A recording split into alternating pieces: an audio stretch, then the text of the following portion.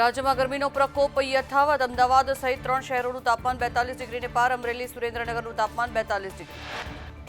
ગુજરાતમાં 26 બેઠકો માટે કુલ 404 ઉમેદવારોએ નોંધાવી દાવેદારી. આજે ઉમેદવારી પત્રોની થશે ચકાસણી. સોમવારે ફોર્મ પરત ખેંચવાનો છેલ્લો દિવસ. ગાંધીનગરમાં ચૂંટણી પંચને આપેલ સોગંદનામા અમિત શાહે 65.67 કરોડની સંપત્તિ બતાવી. અમિત શાહ અને તેમની પત્નીની સંયુક્ત સંપત્તિ 65.67 કરોડ.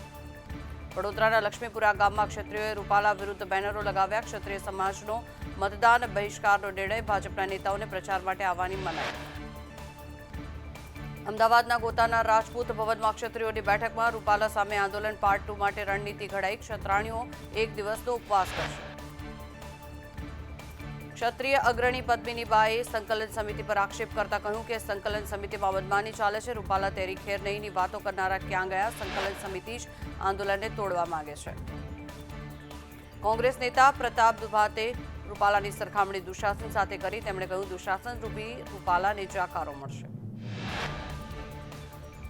ભરૂચમાં દિલીપ વસાવા અને ચેતર વસાવાનો ભેટો. કલેક્ટર ઓફિસ ખાતે બંને વચ્ચે થઈ મુલાકાત. બંને પરસ્પર એકબીજાને આપી શુભેચ્છાઓ.